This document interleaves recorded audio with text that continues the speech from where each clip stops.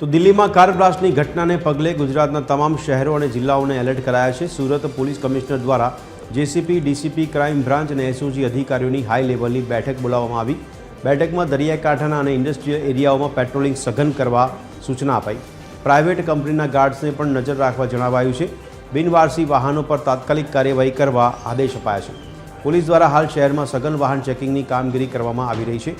Dog સ્ક્વોડની ફાળવણી અંગે પણ ચર્ચા થઈ હતી। જ્યારે આ પ્રકારના બનાવ બને છે તો વ્હીકલનો ઉપયોગ થાય છે અને મોસ્ટલી જો એ ચોરીના વ્હીકલ હોય છે, ખોટા નામ ઉપર હોય, ગલત નંબર પ્લેટવાળા બી હોય છે।